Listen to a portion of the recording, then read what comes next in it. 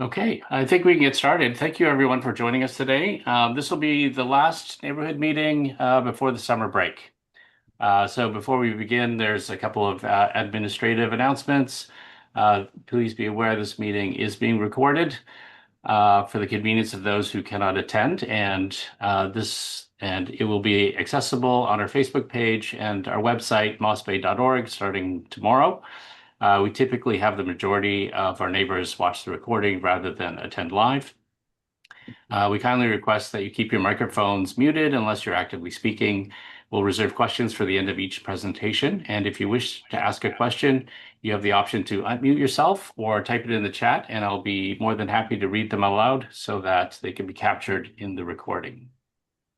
Okay. So with that, we have our first speaker, Susan, to introduce the Kirkland Senior Council and some of the upcoming events.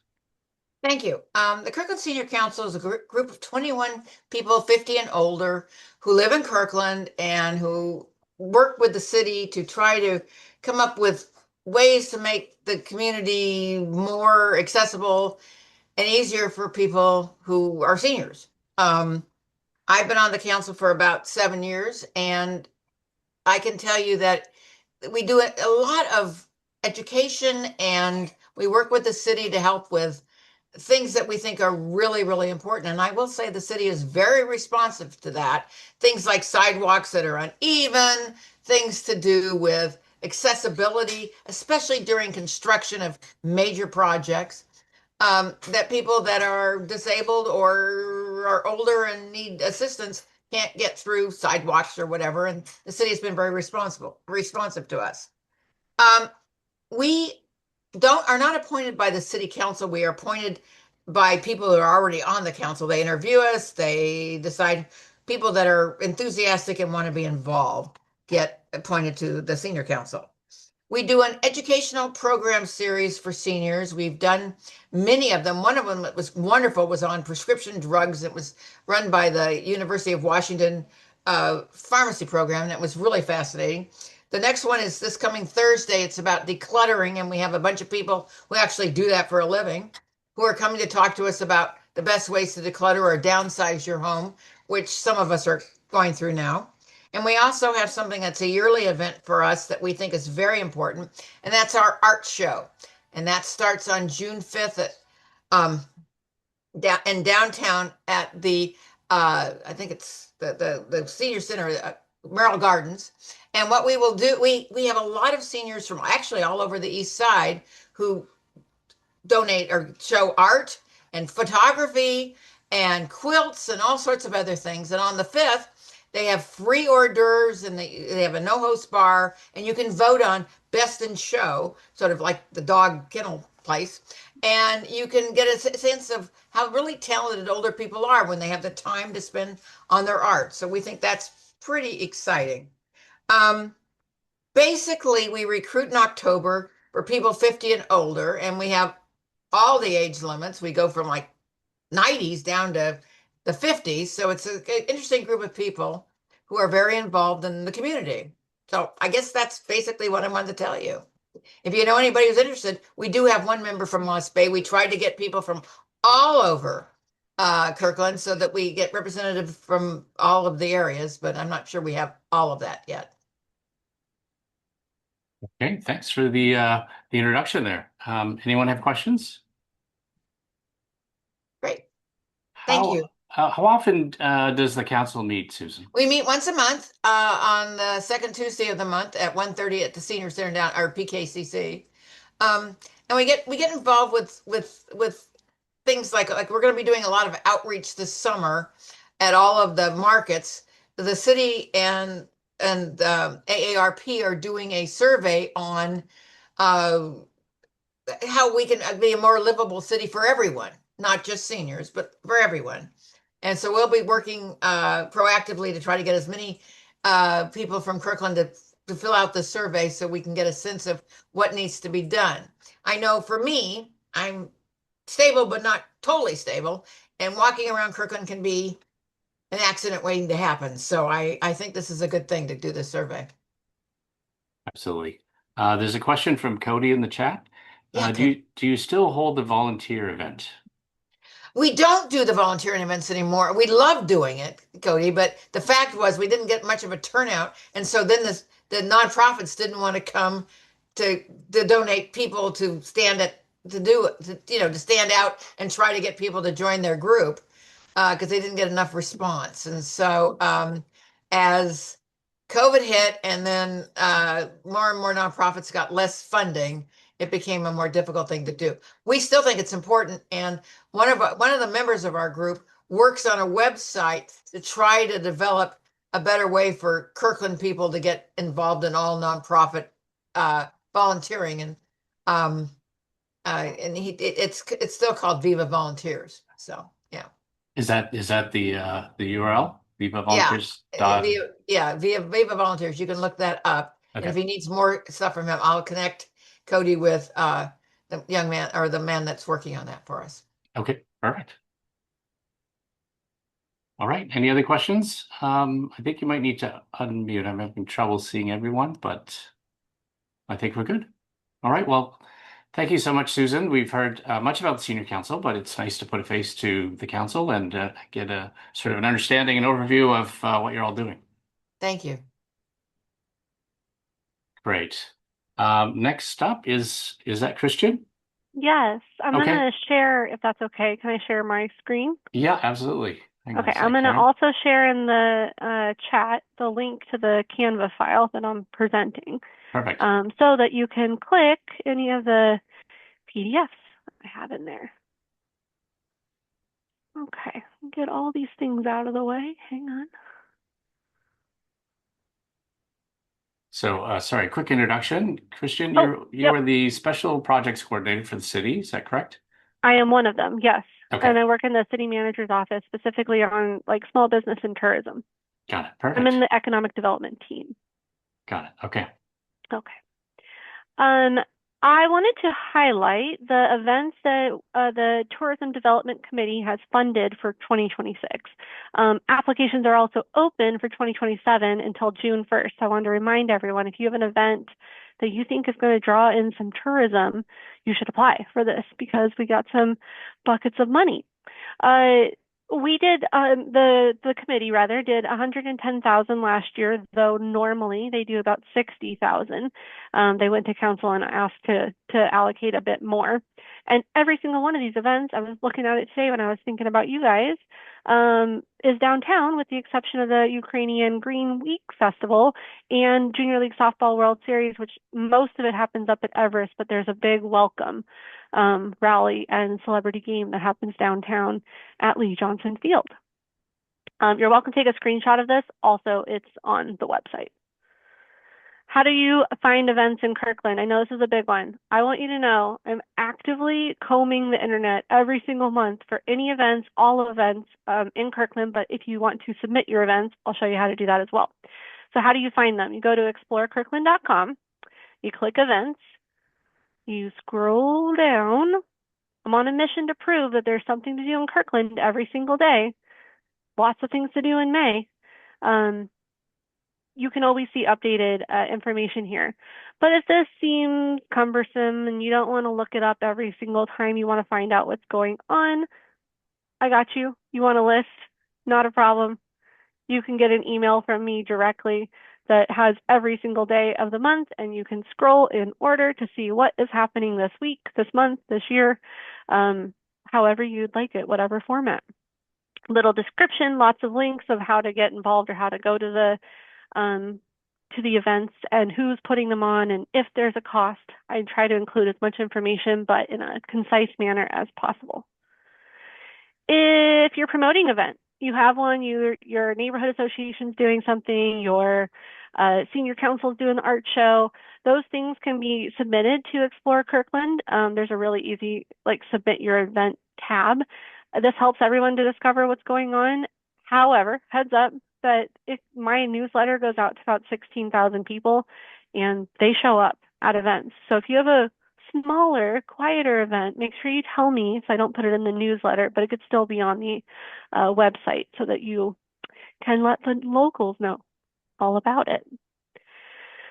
And then I do want to give you a heads up. I'm sure you've already had some presentations or are about to, but there is construction planned at Marina Park, which will affect some of the events that generally happen in there. There is a smaller footprint that will be available when they do like the shoreline renovations, but it's probably going to limit the majority of those bigger events, Uncorked and the Witches Market, a couple other ones like that. This is not until 2027. I really should have put that like giant right here, but not until 2027. So we have some time. Parks Department caught me on my way out of City Hall today and would love to have you volunteer for 4th of July. So she asked me to include this. There is a volunteer form. You can be in the parade. You can enter a float.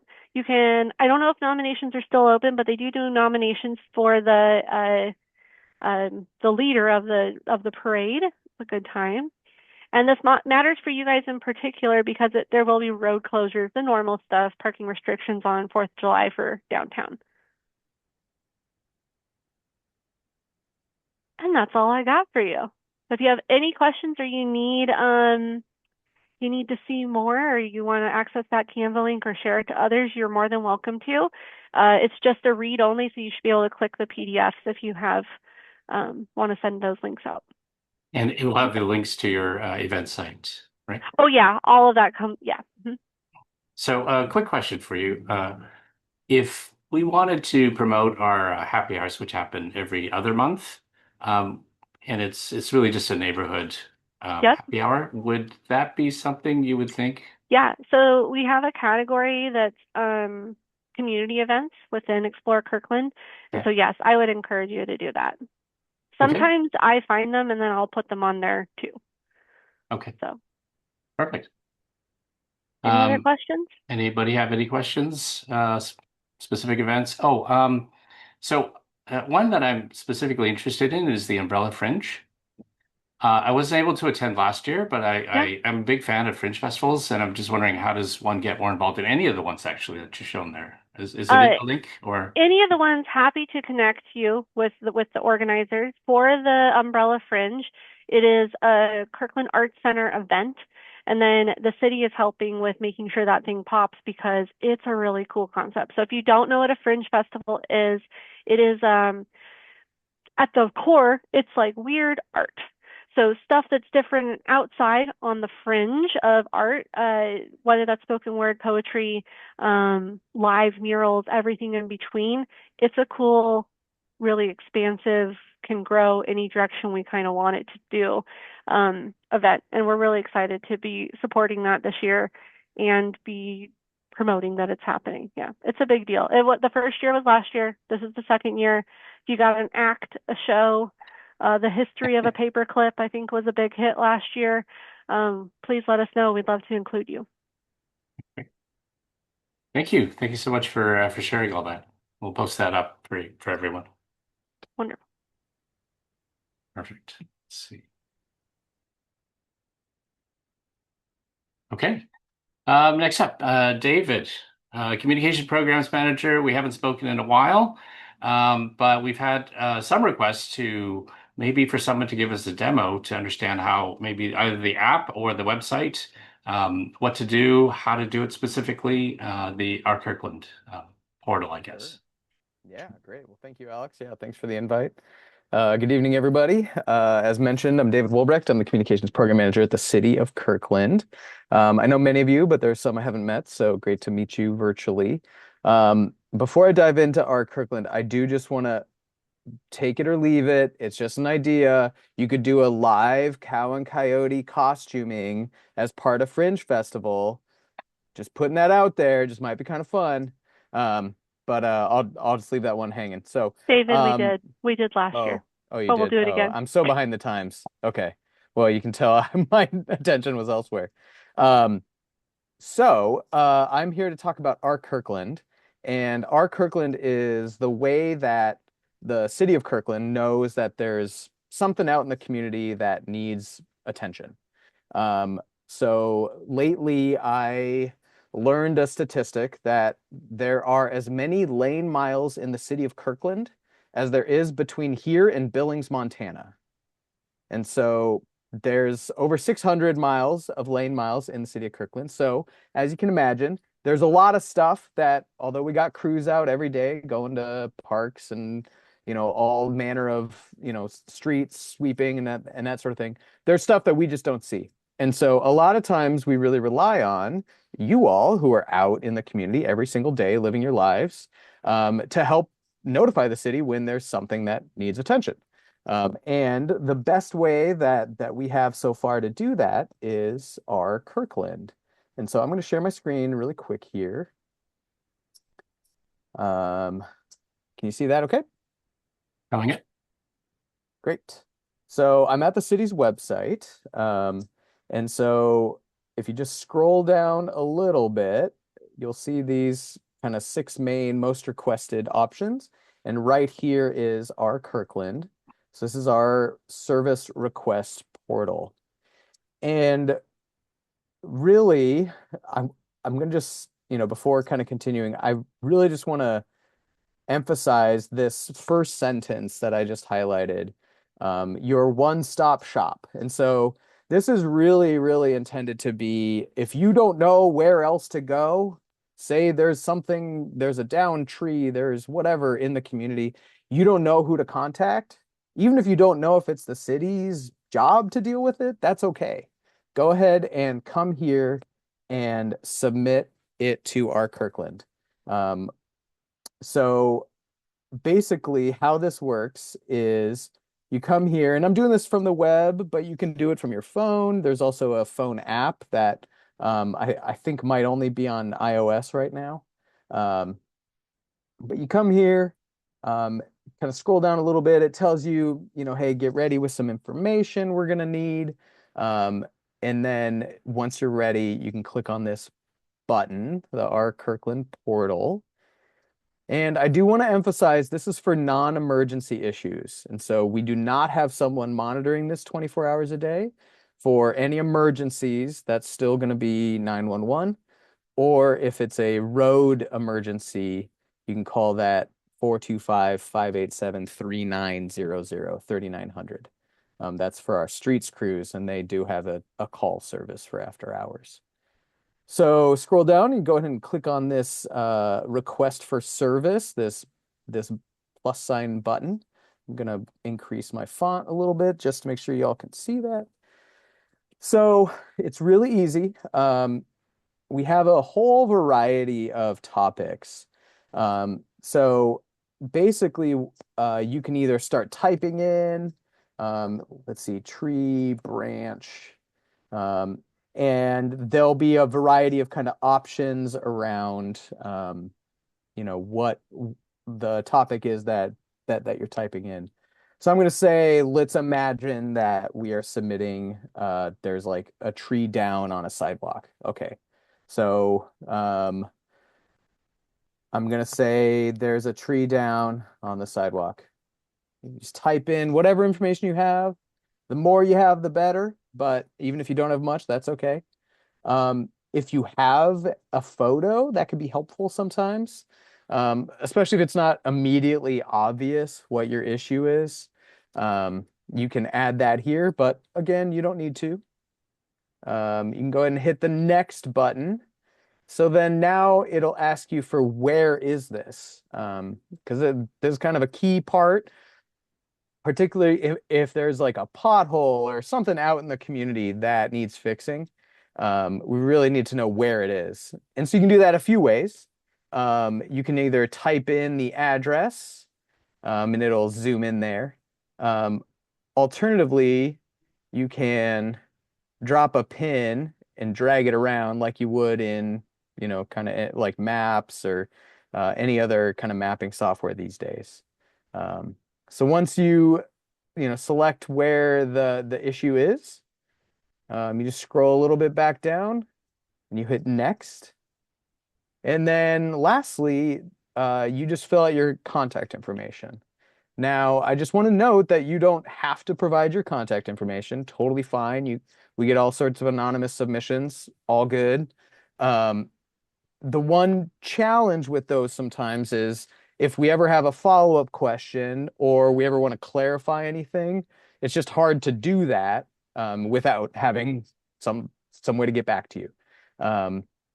Also, if you do provide your contact information, we will follow up with you when this service request has been resolved. And so you can fill out as much or as little as you'd like, and then head on down, and there's a option to notify me of any updates. And so you can choose to either email, you can choose to text, or neither. If you really don't care, you're like, I just want you to know I don't need to be contacted once this thing is done.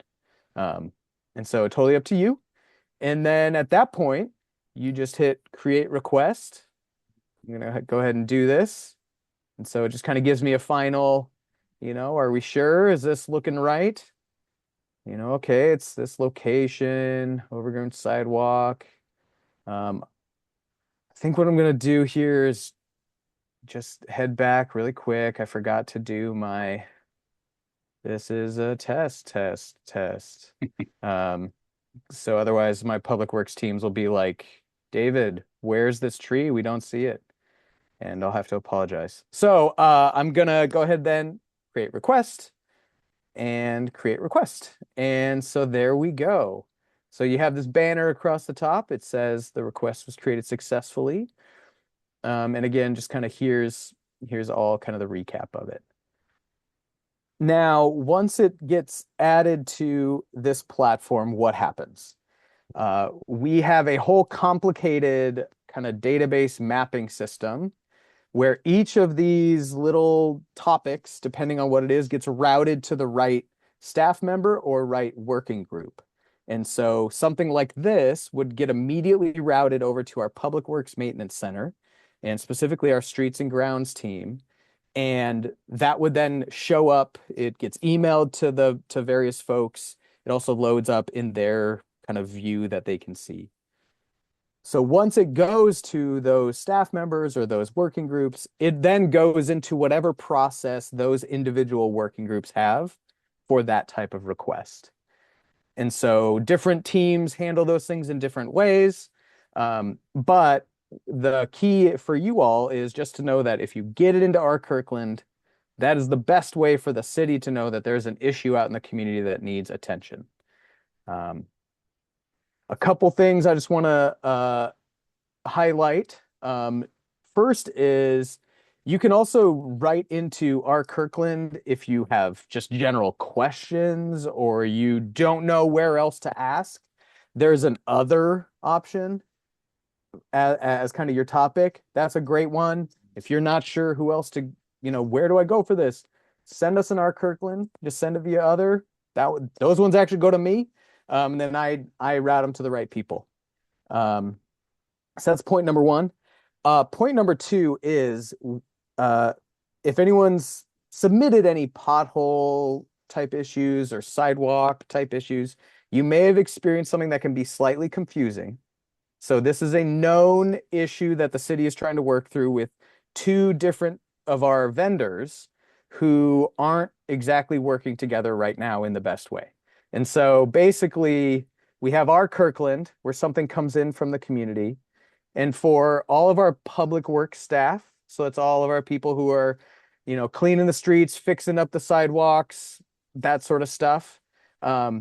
They have a software that they use because they have, 150, 200 staff members that every day they are out doing various jobs.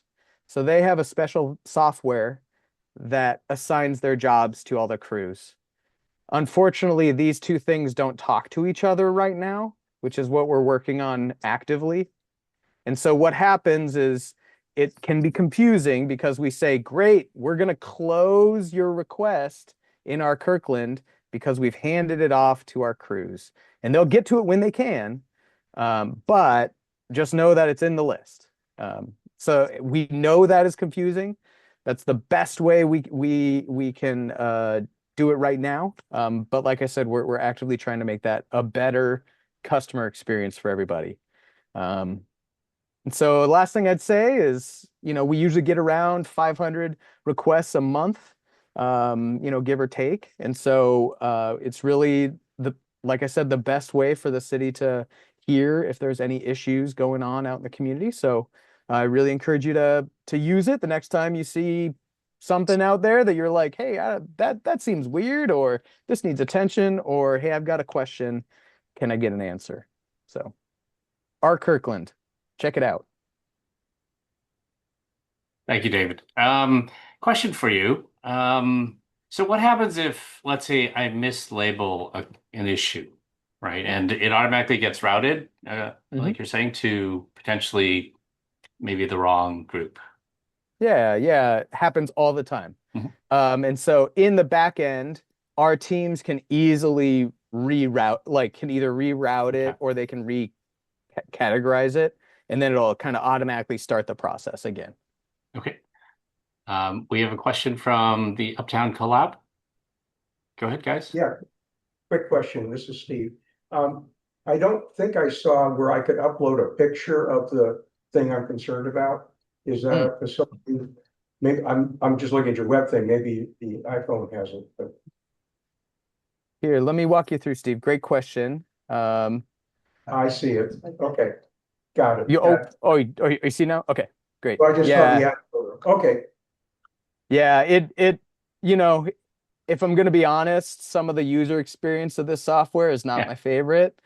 And we only have so much that we can convince our vendor to change, being one of 10,000 clients. So yeah. No, that's exactly what I was hoping to see. Thank you. Great. Okay. Well, good. Glad to hear. I have a question that's kind of the opposite. Is sometimes when you've had an issue with a unhoused individual, it won't let you post it until you actually post a picture. A lot of times, is there a way to do your request without posting a picture? Oh, certainly. Yeah. I don't think that that should be the case. So thanks for raising this, Garrett. Yeah. No, we certainly don't require that there be a photo. Okay. And so yeah, no, let me look into that. Okay. And I'll follow back up. Okay. Yeah, maybe with Alex, and maybe you can, or I'm not sure, Garrett, if I have your contact information, but okay. And sometimes when you do like the report, somebody, whoever, kind of what you explained, they'll close the case, but then if you have any questions, once one of the city staff closes the case, you can't then really reply because it shows that what you filed has been closed. So you then have to kind of backtrack and look and say, okay, who replied to the email and stuff, or who it was. And then sometimes the city employee will list the email, or else sometimes you'll have to look it up in the directory, like on the city website, so it can get a little confusing. But if they do close the case, is there any way to reply directly to that? Or I've experienced it kind of just bounces back almost because it shows that it's closed it. Yeah. Thanks for that feedback, Eric. That's a really good point. So I don't know that technically there's a way to respond back kind of in the system once it's closed. I think the intent is that it's kind of closed. However, I'm hearing in some of the feedback there that there's some fine tuning that I should be doing with all of our teams to make sure that there is a good way to contact the staff member or staff team after they close it. Because the intent is that you, as the community member, customer, what have you, out in the community, we're trying to make this easy on you, not harder. And so if you're then having to go around and do all this work to try to figure out who you were even engaging with, I'm not doing my job of making this helpful and easy for you.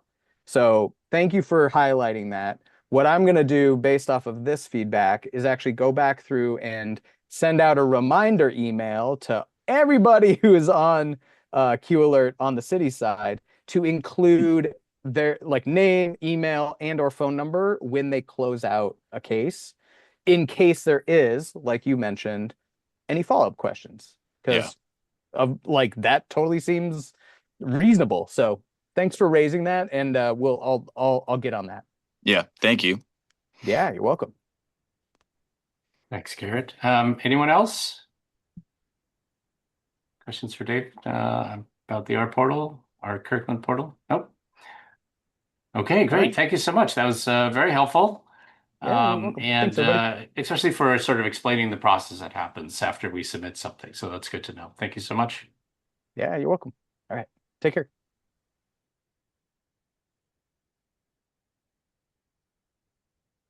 Thanks. Okay, up next. So is Loita there in the Uptown? Oh, okay. I see a Shadow's hand go up. Perfect. So we're in for a real treat here. We have Lolita Hawkinson give us a little slice of our history here in Kirkland.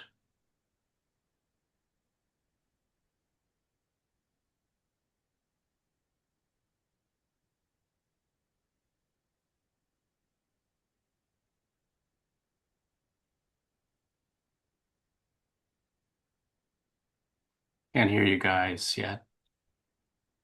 Sorry, just getting the presentation set up. Oh. Can everyone see? Oh, Oh, wait, let me stop sharing. There we go. okay, so how would I spell the voice? Good. I'm learning the mouse. A high Yeah, tech okay. mouse, I have a low tech mouse. So this part, That part right there. where the left click would be. Yeah. Oh, okay. Okay, I am Lolita Hawkinson. I going to be the presenter. This is the Moss Bay neighborhood, not Kirkland's history, Moss Bay neighborhood history. Perfect. It was searched and presented by myself, Lolita Hawkinson. I'm a member of Kirkland Heritage Society. Oh, So it's not going forward. Blake, come sit here. No. Come sit here. And now, is it gonna work now? yes. Okay. So how history is recorded. Primary source, what Kirkland Heritage Society uses, going back to the original document, the diary, certificates, news reporting, and so forth. Secondary source, from what has been written about the past, documentaries, historical books, journalism, historical journalism, and so forth. Memory is full of history and may have errors. This history is vital but can be filled with misunderstood details. The more independent sources, the better. Multiple diaries and so forth. Many historians believe that interpretation is the primary goal of a historian, and I do not believe this. I don't agree with this. Many people believe that history is just a collection of names, dates, and facts. They are, however, the raw materials that historians use to interpret history. KHS, Kirkland Heritage Society, strives to collect the names, dates, and facts in order to allow the history to tell the story. So we'll start with, when and how did Moss Bay get named? This is the June 1888 description of the new town of Kirkland. It's on the east side of the lake, directly opposite the termination of Madison Street and about midway between the lake ports of Houghton and Juanita. It lies north from and immediately adjacent to Moss Bay, heretofore called Nelson's Bay, and it takes in over 2,000 acres. Nelson, of course, was an early pioneer, way before Peter Kirk. Peter Kirk of England was moving his Moss Bay steelwork operation to America. Mr. Kirk hoped to build a smelter and steelworks in what is now the Moss Bay neighborhood. This is his steelworks in England. This is the map that was drawn in 1888. The proposed 1888 Kirkland site was abandoned after it was learned that the area flooded annually. This is currently the site of the urban and the post office. By 1890, the steel mill was located on Rose Hill near Costco. No smelter was planned in this second location, and that's a whole story onto its own. Kirk Steel Mill was to produce one product only, railroad rail. Washington Territory had purchased a lot of Moss Bay rail from Kirk's Foundry in England and was therefore familiar with Moss Bay steel and with Peter Kirk. That piece of rail is on display at our little museum that is in the lower level of Heritage Hall on Market Street. Through factors beyond his control, Peter Kirk Steelworks never produced any rail. His dreams were dashed by 1892. Then we have the lowering of Lake Washington. By 1916, Lake Washington was lowered by 9 feet. Before 1916, the lake flooded every winter and spring, damaging roads and docks, including with the floods. You had trouble if there was a wind or anything. This is one of the oldest known photos of Moss Bay. Kirkland Avenue was called Redmond Road until Yellowstone Trail officially ended in Kirkland in 1910. It ended right at the ferry dock. Note that the Lake Street is on filings, and the lake used to come all the way up to that and sometimes up and over. The Kirkland Ferry Dock was the official end of the historic Yellowstone Trail. The Yellowstone Trail began in Plymouth, Massachusetts. Now, that arrow that you see is our only picture that we know of that shows the Yellowstone Trail arrow. And we wish we had the negative so we could see it even more clearly. This is Lake Street looking towards Houghton. Photo was taken where the city hall stands. Moss Bay in 1914. With the lake scheduled to be lowered and stabilized in 1916, businesses started to open on Lake Street. Moss Bay again in 1914. Entire water area is now dry and is Marina Park. Wow. The Collins and Sun business on Lake Street is the oldest Moss Bay business site still standing. It is now the Lake Street Nail Bar. The building is still supported by its original pilings. And I don't have a pointer or anything, but it's on the very right side on the water. There, that little building that's hanging over the lake. Well, here it is on Lake Street side. This is Kirkland's first mayor, Reginald Collins, on Lake Street. This is Moss Bay's oldest original business site. So please protect it. Here it is. No, it closed because of a fire. Yeah, but a fire, but it doesn't burn down. The building's still there. The building is still there. It's been many businesses. The private ferry dock before and after 1916. This is in the Market neighborhood. You can see how this is the same ferry dock, and before the lake was lowered, Juanita and all of Lake Washington, the docks received dock-to-dock service from the ferries. And after the lake lowered, it was too shallow that Juanita no longer got service. Now elderly, Walter Williams, one of Kirkland's 1888 founders, was thrilled to have the Lake Washington Ship Canal finally built. It was this canal and the lowering of the lake that had been promised in 1888 that had led the founders to this area. That the funding for the 1888 Canal was rescinded in 1890. All hopes for the steel mill were dashed. And that's the reason they didn't open the steel mill. Moss Bay photo taken from Heritage Hall site. The town council met at the building at the foot of Market until 1947. And you can see the two buildings at the base of Market there. It's the one on the left, the little short building on the left. That was where City Hall and the police station. And then having the City Hall and police station at the foot of Market had a few issues. This was a common sight. The new City Hall in Central was under construction in 1947. That's when it was complete and open for business.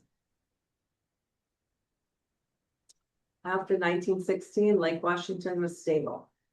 The Kirkland was the beneficiary of the lake being lowered and stabilized. Kirkland's business district moved from Market and 7th Avenue to Lake Street on Moss Bay. This is the Fort Jackson, which was moored at the foot of 2nd Avenue South. It was owned by the American Legion and used by the Boy Scouts and the Campfire Girls, as well as the City Council and other community groups. After the lake lowered, the Marina Park area had a growing garden for the bouquets that were sold to ferry riders. This building still stands, is now home to the Grape Choice and other small businesses. And you see the double doors there. On that door, there's some writing, there's a business in the Seaside Journal.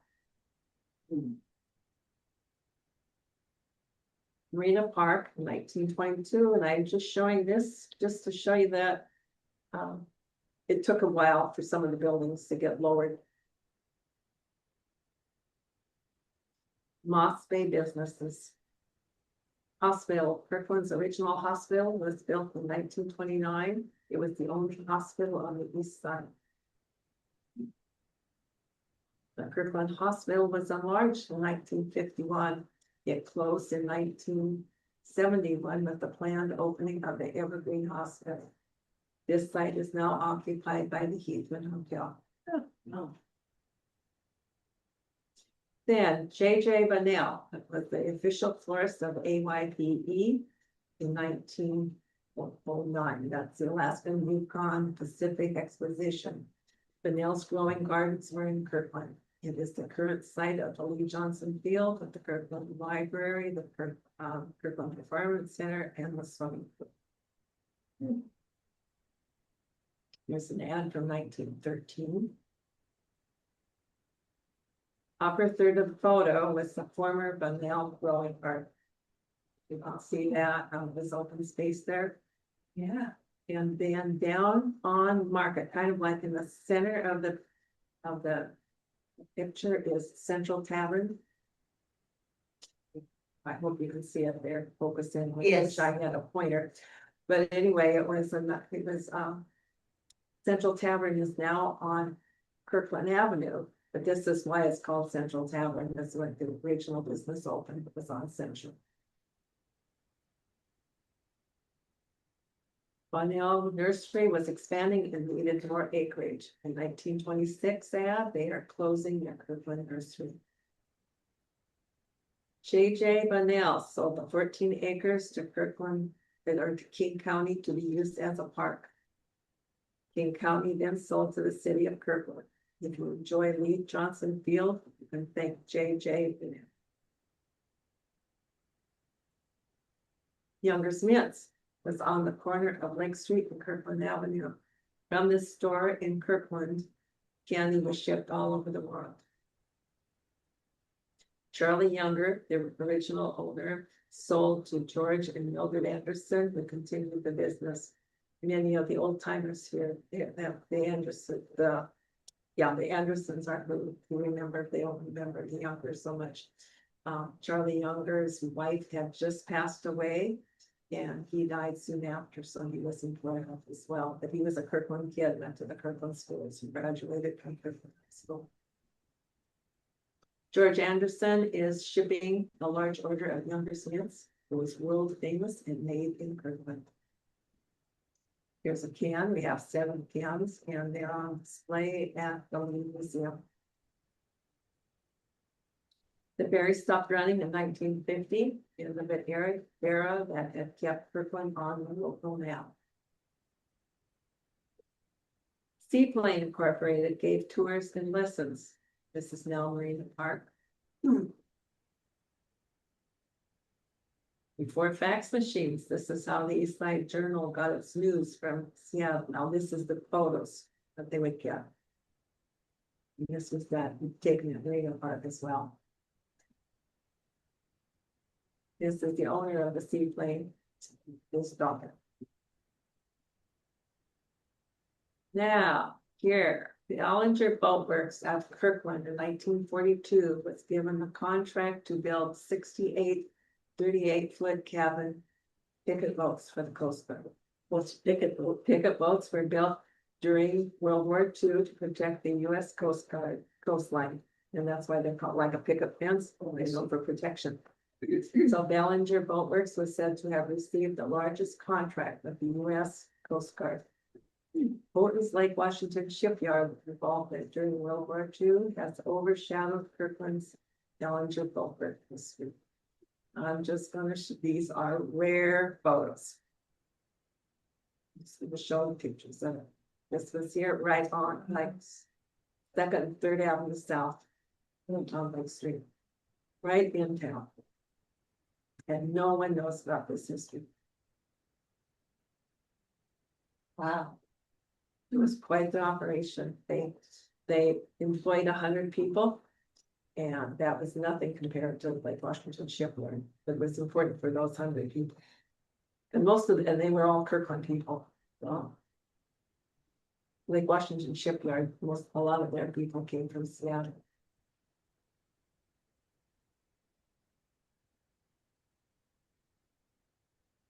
The picket boat is on the waves, which is how boats are launched from land and water.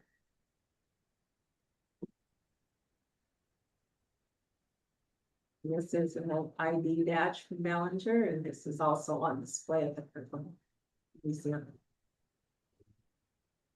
Ballinger Boat Works was still in business in 1948 when this aerial photo was taken. Ballinger Boat Works eventually closed and reopened as Ballinger Cabinet Shop. The cabinet shop then later burned. Little known fact, Cousteau's ship, Calypso, made famous by TV exposure and John Denver's song, turns out to be a Kirkland native. She was built at Kirkland's Ballinger Boat Works in 1942. Originally built as a minesweeper for the British Navy, the 140-foot long ship was bought by Cousteau in 1950 and remodeled for oceanographic work. This 1977 clipping claims that Jacques Cousteau's ship, the Calypso, was originally built at Ballinger Boat Works in 1942. I have found no source to confirm that this is true and believe this isn't an error in reporting by both the Seattle Times and Seattle Post Intelligence. It happens. I have used primary source materials except for the 1977 Post Intelligencer clipping about Jacques Cousteau's, which is a secondary source. The following slide shows a March 22, 1942 Seattle Times feature about the launching of the J826 minesweeper, aka the Calypso. This is primary source, published at the time of the launch. The Calypso was built by the Ballard Railroad, not in Kirkland, not on Phosphate. So here is the clipping, and it could have mistakes. You know, it's primary source. It could have mistakes as well. Like that's the little 13-year-old daughter of one of the owners. She christened the ship, but you know, they might have misspelled her name. That she might be not 13, she might be 12 or 15. But anyway, it's primary source. You still have to make sure it doesn't have errors. So this slide is now a secondary source, and that's me. The end. Thank you. Wow. Thank you. Thank you.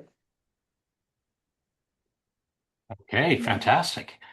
Wow, fantastic pictures, amazing. It would be nice to maybe go more in depth if people have time to stop by the Heritage Society, right? Yes, please. You all know where we are, I hope. Yes, to tell us just in case. Okay, it's at 203 Market Street in Heritage Hall in the lower level. That's a fancy name for a basement. In the lower level down a ramp, so it's handicap accessible, And what are the hours there? it's Monday from 10 until noon, and Tuesday from 2 until 5, and we'd be open more hours if we had volunteers. Okay. Great. Any questions for Louita?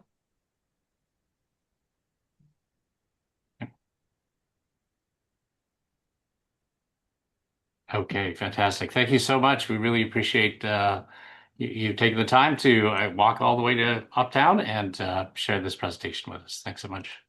Very well. Oops. Sorry, I seem to be missing a slide here, but I think next up on the agenda, we have an update about Kirkland Main Street from Sheila Clooney. I see you, Sheila, but you're still on mute. Or Garrett, will you be speaking? I believe it's Sheila. Okay. I'm here. All right. Thanks. Okay. Okay. Well, thank you for having me today. I'm all derailed by Loita's wonderful presentation. I'm actually I'm sitting in a house built by Bud Ballinger. My cabinets were built by him, and he's the guy that Loita was saying bought the Ballinger Boat Works. So it's kind of what a great segue into Kirkland Main Street, because Kirkland Main Street is a coalition of local business, property owners, and community leaders who are working to promote and revitalize our historic district. So we're economic development, but with the idea of keeping our cute little charming district charming and not forgetting the past. So my name is Sheila Clooney, and I'm the president of Kirkland Main Street. And thank you for having me. Joining us. Had to change it all up because of Loita. So Alex, how long do I have? 60 seconds or less? Tell me. No, we were thinking like 10 minutes plus Q&A. Does that Okay. work? All right. Awesome. Okay. Again, so for those of you who aren't familiar with the Main Street program, Main Street is a national program, and it is also, and our state, Washington State, is a member of the Main Street program. It's funded by the state legislature, and there are 70 Main Street communities and affiliates within the state of Washington. So if you've been to Walla Walla or Pioneer Square or the Seattle International District or Edmonds or Port Townsend, Port Ludlow, those are all Main Street communities, Gig Harbor. So when you kind of get into a little community that's got historic buildings, and you can kind of see they've got they seem very organized. Those are probably Main Street communities. And so Kirkland we are just very much in our infancy and trying to get a foothold downtown. And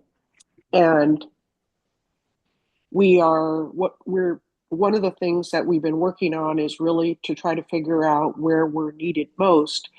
And one of the things so far is that we're really good at spreading the word and advocating for businesses, property owners, and some downtown residents who are really struggling to navigate, to understand what's going on.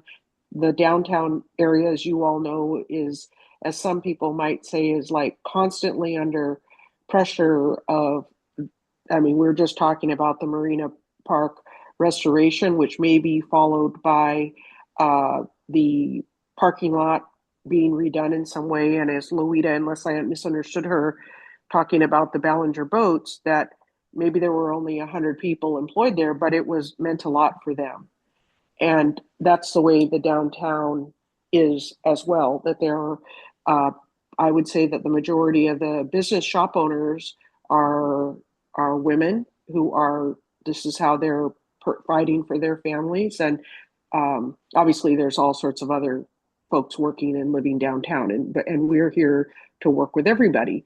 And so some kind of big and small examples of us sort of helping to help people is we worked with the Cordillera Group, which you may know as as the group that is redeveloping the old US Bank building. And the project is called Central Peak.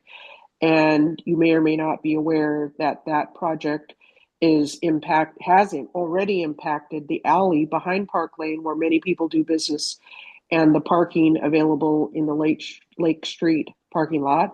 And Main Street spent about a year coordinating with the city of Kirkland, the developer, and all of the businesses on Park Lane who 100% have been affected by that project. And we worked on everything from parking to pick up. Zeke's Pizza does a large share of their business out of the back of their building, as does there's a new bakery in there, but the bakery that was there before was bringing wedding cakes in and out of there. The consignment shops do a big business out the back. And we worked really hard with everybody, many meetings, to make sure that everybody was heard, knew who to talk to. And knock on wood, my phone has not been ringing off the hook, which it often does on a Sunday when somebody downtown is upset, because we really worked to make sure that everybody had a face-to-face contact in person, knew who to call if they had a problem. Now, on a much smaller level, we had David Wolbrecht in talking about our Kirkland, and I'm happy to hear that the city is acknowledging the shortcomings of that system, because they do people have learned to use that. But the problem with that system is that it doesn't ever give you really any usable feedback. And so you never know what happened to your problem. And those problems go somewhere, and some of them that are downtown come to Main Street. And, we're able to, maybe have a little bit more time or can provide some advice to people who aren't really comfortable talking to the city. And there are a lot of people who really are not comfortable doing that. So that's kind of what we've been doing. We also this year presented to Chesmore Buck. We gave them a Main Street Award at the Kirkland Chamber of Commerce luncheon in February at their annual event. And they are the architects who worked on what we know more as the Rock Creek building. And they were very excited about the work that they did to preserve that building. And so we were excited to give them an award. We also did in December our second Santa breakfast in partnership with the Moss Bay Hall folks. And we were, a lot of things with all of the change in the world locally. There's a lot of things that were once, things that were annual events are sort of starting to fall away, as they sometimes do. And we're working to kind of try to bring have something new to make a memory with.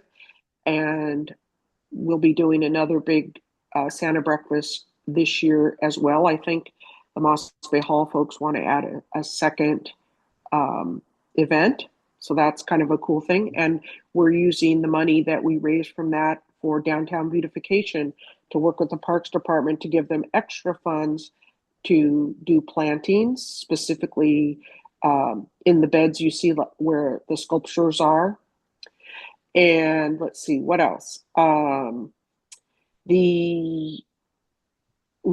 also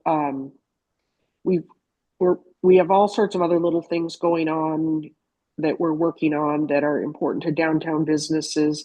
I guess I would just sort of say that some of our challenges right now is, I hope most of you, probably everybody is already feeling the squeeze, and we appreciate everybody from the Moss Bay neighborhood shopping local when you can, or even just stopping in and saying hello to your local restaurant or business. You may not be aware of it, but there's been a lot of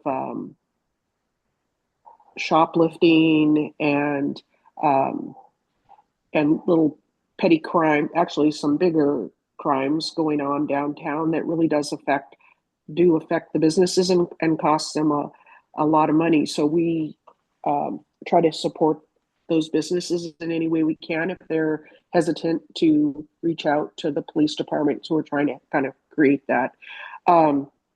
We also would love to be more coordinated with the Moss Bay neighborhood residents.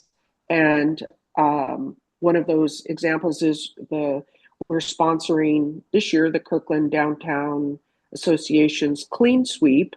And we have our own, that's only one day of cleanup. And so they clean up for one day and you barely turn around and there's, cans and cigarette butts all over the place again. And we have a program called Circle the Block that if anybody is interested in becoming a part of, so like Louita's asked if there are volunteers who want to work at the Heritage Society. We're also looking for folks who are interested in walking with us. We usually go out once a week and we pick up garbage, takes stickers off of poles, and all in an effort to just keep the downtown area that you love to enjoy looking good. And we're hoping, I don't know if we are in terms of, a one challenge, we're hoping to be a part of City Hall for All this year. I don't know if Moss Bay's part of that as well, but you might see us there. Haven't heard anything back from the city, but we're always looking to get our name out there and appreciate you guys helping us with that. So if there's any questions that you have about the work we're doing, or if I've made no sense at all, please, now's the time to ask. Oh, we also do report into CAM, so they know what we're up to. We're kind of a liaison for downtown, in addition to what I believe Sue Contreras, maybe your contact for downtown, is doing. She may not be anymore. I'm not sure. Sue will correct me. She still is. All right. Thank you, Sheila, for that, for the update. If we have any other questions for Sheila. I was just curious. So other than the Circle the Block, which sounds like a great initiative, what about to get more residents involved? Do you have any other programs, or how would you like the residents to become more involved with Kirkland Main Street? I think one thing that would be very helpful is if you see something, say something. The businesses are really struggling with crime right now. And we have had a couple of great meetings with businesses and property owners and residents about this issue. And the KPD is saying, please call 911. Don't be afraid to call 911. We pay for it. You can say it's a non-emergency question. But if you see somebody we have a big problem with people sleeping in doorways, and we've picked up lots of drug paraphernalia that, whether you want to believe that's a problem or not, the truth is it is. If you see that, please report that. That would be very helpful for us. Shopping local is great. And we are, we're working with the Parks Department on some initiatives for beautification, and there may be some volunteer opportunities that come out of that. So thank you very much for asking that question. Sure. Yeah, just feel free to let us know if there's something you want us to promote about those opportunities. Okay, fantastic. Thank you. Great. Thanks, Sheila. Can I also add, Alex, to what Sheila was saying? For the KDA Clean Sweep that Main Street's the sponsor of, it's this Sunday, May 17th. Okay. And yeah, if anyone wants to sign up for it, they can just go to the Kirkland Downtown Association website to sign up. And is it an all-day event as normal, or? There's 2 shifts. You can do it all day, but the first shift is from 9 a.m. to 12. Then there's going to be lunch from 12 to 12:30. And then the second shift is 12:30 to 3:30. And everybody just checks in at Sotheby's Realty. Okay. Yeah. So thank you, Sheila, for donating to that. Absolutely. We like clean areas. That's a great event. Thank you, Alex, for Thank you, Alex, for the opportunity to speak today. No, not at all. Thanks for joining us. Okay. All right. Next up, we have an update to our neighborhood safety program. Don Winters, are you there? am. Yes, I am. I always see you. You're not at home, are you? Yes, I am. I'm Oh, just okay. in a different room this time. I got it. Okay. Uh, so, yeah, same house though. So I will get my screen shared here, and we will. Oh, wait a second here. I didn't do that right. Uh-oh.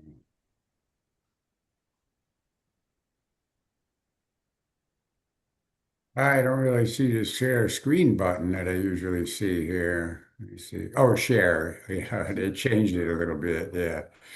Uh, Let me see. Oh, okay. So, all right. Yeah, they like to fool us. So, let me see something. Okay. All right. So we're gonna get going here. Yes, I think we are. Yeah, here we go. Uh, so I'm Don Winters, the coordinator, Moss Bay coordinator for the Neighborhood Safety Program. And there's our scramble picture we start off every meeting with. So our project for Neighborhood Safety Program this year is a crosswalk across 7th Avenue South on the east side of State Street. So it's the intersection of State Street and 7th Avenue South. And here's an aerial view, and the red arrow shows where the crosswalk would be, and State Street running north and south there, with north at the top, and 7th Avenue South running west to east with west and Lake Washington and David Brink Park at the bottom of that end of the street, and up the other way to the east is the Google campus, the Ferreton Spur Park. And so that's the location. So we've gone through all the steps here now in our NSP timeline starting last October. Uh, and all of them except step 11, even though the awarded projects announcement, that is at a city hall, city council meeting, and even though that was originally scheduled for April 10th, it is now going to take place on May 19th, at the city council meeting on May 19th. So all the other steps have been completed. And we had the panel evaluation, we had the city evaluation, uh, we had the final neighborhood panel team meeting where we all met and scored our projects, and then the presentation was made before the city council. I believe Daniel Lazo, our contact with the city neighborhood services coordinator, gave the presentation. So we'll talk about how our project fared in the scoring. And just a recap, there's two halves to the scoring. A total of 200 points is possible. And half of that, 100 points, comes from the staff evaluation, and half of that comes from the Neighborhood Panel Association, which is me and the other neighborhood reps. So we score on a number of criteria and come up with a score out of 100. So here is our scores. And you can see the top score was 120 in the left column there. The top score was 120 and the low was 79. And we came in at 95. This is out of 200. But you can see from the scores, none of the scores come anywhere near 200 because there's a lot of categories that you don't score in at all. So we came in eighth out of 12, which is not too bad.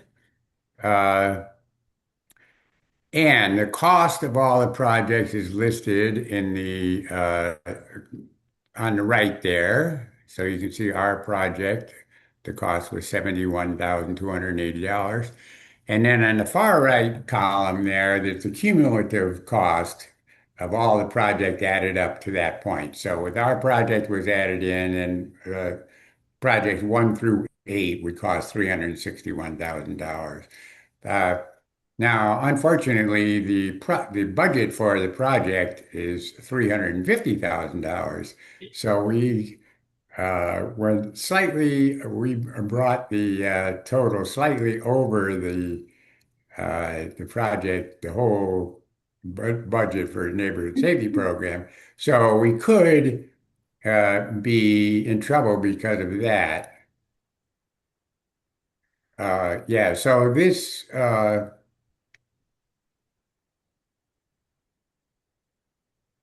yeah, let me see.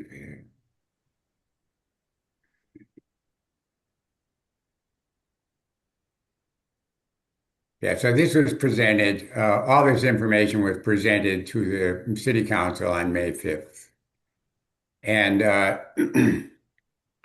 so the staff the staff that was making the presentation, which would include Daniel and possibly other people, uh, presented 3 options to the city council. And the 3 options would be to fund projects 1 through 7 in the above list, which would keep the total under $350,000. And unfortunately, that would eliminate us because we were in spots 8. Or option 2 would be to fund 9 of the projects for a total of $395,000. Or number 3, to fund a different mix of projects to stay within the 350K budget. So unfortunately, I tried to contact Daniel today, but it was not successful. I called him this morning, but he didn't get back to me. So I don't know if there's any updates on this, but we'll find out for sure on May 17th when the city council makes their decision. And it's possible they'll fund everything. It's possible they'll, take one of these options. I'd like to see them take the option of 1 through 8 because we're only slightly over the threshold for the funding of the whole program. So let me go back here. So see where the total available for the program is 350,000. If they add in our project at number 8, we go over that by $11,000. But take a look at number 6 project here, the Norkirk project, which came in at $128,000, and when the limit per neighborhood is supposed to be 75,000. So it's a little bit unfair, I would say, that one neighborhood was able to eat up that much of the budget, and then other neighborhoods get squeezed out, like us. But that doesn't mean, I'm not sure we're squeezed out. We may still get funded, but we'll just have to find out. So I just jumped back a little bit. This is our feedback from our meeting with the city engineers. So that one half of the scoring bit where the city scores your project. And the only reason I went back to this is to show that the bullet items on the right, you can see the third one down, the third bullet down in the column on the right. Rapid flashing beacons would be at this intersection at State Street on the north side. So that is our same intersection, and but the existing crosswalk across State Street will get rapid flashing beacons, and that is actually going to start construction. Yeah, construction to start this summer on that project. So that is actually a better project than ours anyway. So even if we don't get funded, but we did pretty good. And then on top of that, there was this, I brought this up last time, but I'll mention it again, that there is also the Transportation Benefit District, which I had been kind of off my radar until I went to this meeting.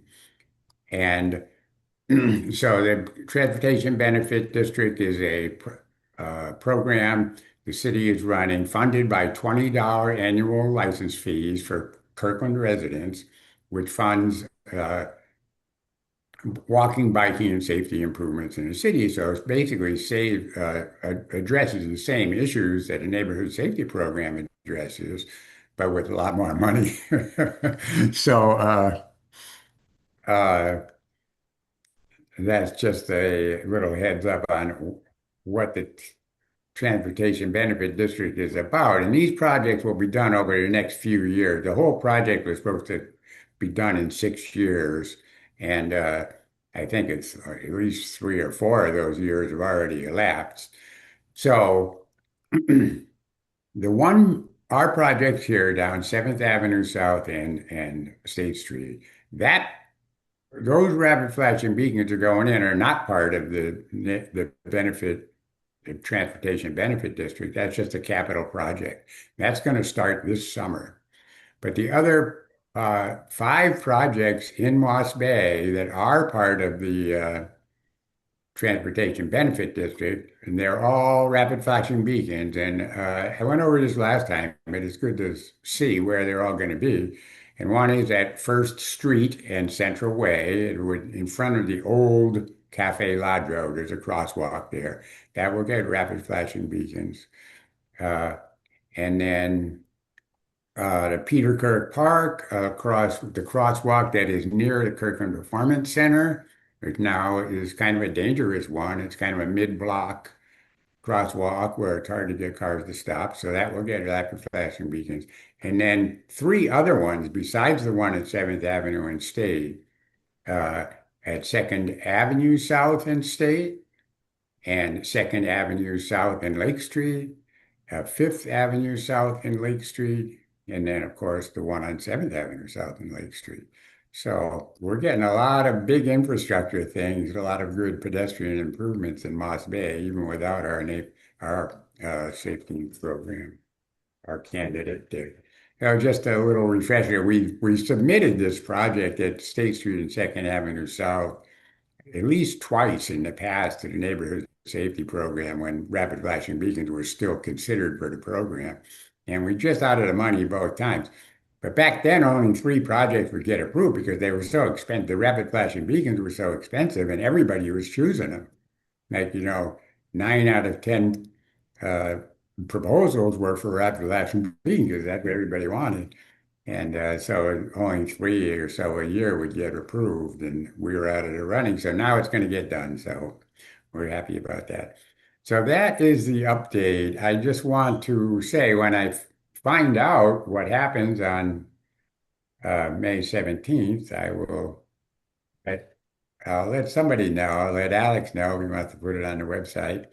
And so we'll find out what happened with our actual project. But I'm pretty happy with all the improvements that are going to go in, even without our project. So that is it. Yeah, that's great news. And thanks so much, Don, for following this process all the way through. I know it's been a ton of meetings and updates and whatnot. Do we know for sure that the decision will be made on the 17th?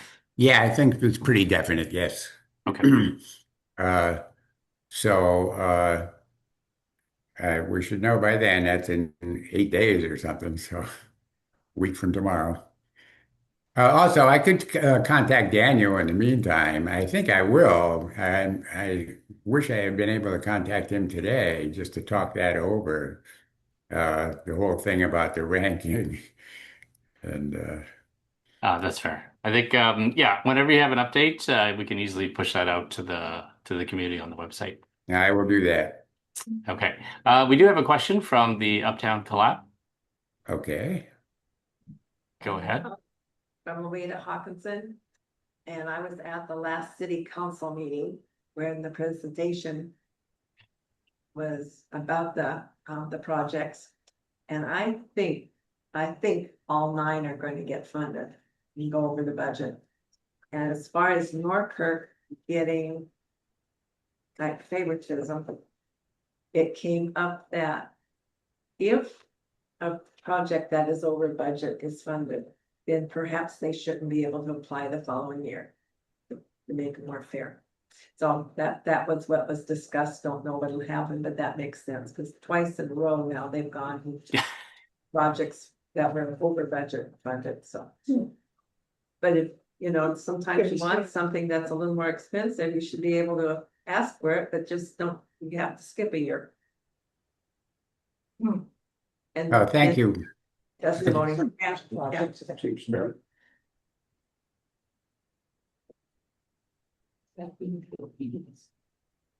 Yeah, that sounds potentially like a wise decision there. Okay, any questions for Don? I think you covered it pretty well. Great, thanks, Don. All right. Next up, community announcements. Paul, are you still with us? Oh, he's there. Alex. Great. Hey, Paul, thanks so much for for joining us today and sticking through the presentations so far. You have some potential updates for us. We're happy to listen to them here. Yeah. Actually, it's a pretty good segue that Don has about pedestrian safety. There are two things I was going to bring up just to bring you guys up to date with what's going on. All right. One is that this summer, starting in June and it'll end in sometime in September, there's a dozen trees or so that'll be removed and sidewalks replaced, and that'll be along Kirkland Avenue, Lake Street South near Second Avenue, like you were mentioning, Don, and State Street South and Lake Street South. Those trees will be replaced. The canopy will be maintained by some trees in other parks in the city. And I'll add a link into the chat that if you're interested, there'll be more details about that project. So one other thing I was going to bring you up to date with too is, the Kraken Iceplex. Part of that is going to hold a community center, our Kirkland Community Center, and that'll be on the second floor of the complex. And I'll also include a link that'll provide more details about what's going on with the Iceplex. And right now, the city parks is soliciting ideas for programming. So if anybody has anything that they're particularly interested, this is an opportune time to introduce that. I don't think the Iceplex will open until next year. So, there's plenty of time. If you think of something, bring it to the attention of the city, or I can help you coordinate that. So those are the two things I was just going to bring up for you guys. So do they have a website set up for this? Yep. Some links. Okay, so that's what I'm going to put in the chat. So it's a website just to collect ideas for community programs at this specific location. This will be an overview of all the Kraken, and it'll include that. Okay. Yeah. Got So it. This will give you up-to-date information of what's going on with the Iceplex, and as well, somewhere to input information. Okay. Questions. Great, thanks. That's it. Okay, that's nice, short and sweet. Any questions for Paul or anything regarding the Parks Board at this point? No, I think we're good. Okay, Paul. That's the good thing about being at the end of the meeting. Everybody just wants to go. Yeah. Yes, but a very important update, I think, for us to be able to keep tabs on what's happening, especially with the Iceplex. I know there's a lot of concern about there, but a great opportunity to provide some input into potentially how we can shape that to the community's benefit there. Perfect. Yeah. Great. Appreciate that update. And I think that brings us to the end of the meeting. A couple of quick announcements. Our next happy hour will be Monday, June 8th. Hopefully you can attend as well, Paul. You're definitely welcome to. And we do skip the summer meeting. So our next actual neighborhood meeting will be in September 14th, although we will have subsequent happy hours during the summer that we'll announce through the email and on the website. Okay, with that, I think we can just wish everyone a happy summer. All right, thanks, guys. Yep. Bye. Thank you.